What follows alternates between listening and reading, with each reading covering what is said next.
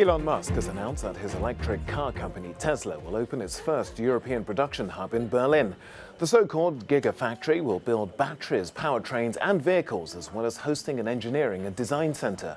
Well, Musk said he had selected the German capital over the UK because of Brexit uncertainty. Vehicles are scheduled to start being made at the site in just over 2 years' time.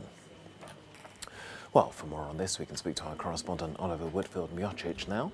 Oliver, this is a clear sign that Elon Musk wants to dominate the market, isn't it? He's driving into its busiest market. Yes, definitely. But he is going to face some very, very tough competition from the other German car maker, Volkswagen, who's expected to be the biggest manufacturer of electronic vehicles within the next 10 years. But this is a huge move for Tesla. It's going to be their second car production plant outside of the US. First one built in China, and vehicles are already starting to roll off the production plant there.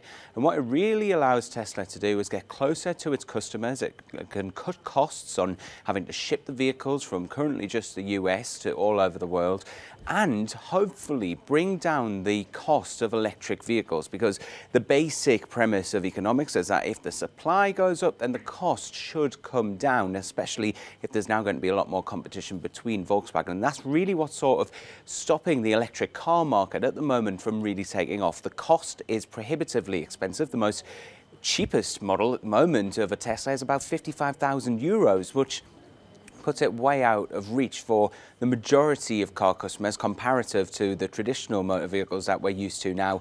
The other thing is about how easy it is and how much range they've got per charge. So German car makers have met with the government recently to say, really, in order for our industry to take off, you're going to have to put in more car charging parts and make sure that we can get these vehicles to go further. OK, well, it'll be a few years before I can afford one, so I'll be sticking to my scooter, but perhaps you can, Oliver. But he took a swipe also at the UK, didn't he, by saying it was Brexit uncertainty which kept him out of Britain. Yes, and that's something that we've heard from other car manufacturers too. So Tesla saying here that they did not want to open their plant because of the uncertainty around the Brexit process, a process which has now been delayed 3 times, a process which has led other car manufacturers to say, if there is any sort of hold-up in the delivery of parts or just-in-time processes, which means that they're basically, as the production line rolls through, they're waiting for that next delivery to come through so they can build the cars. If there's any sort of delay, then car manufacturing in the UK could come to a standstill.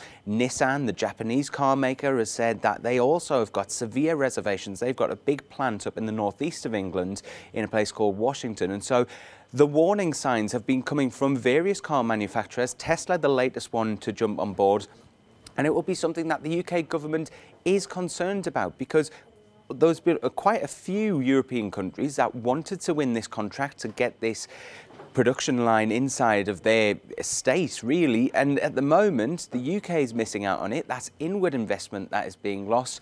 But a huge win for Germany, potentially up to 6,000 to 7,000 jobs being created in this site near what will soon to be, hopefully, the new Berlin airport. All right, so no sign of Germany then taking its foot off the pedal as it becomes the driving force of cars. Thanks for the day. All right, thank you very much for that one.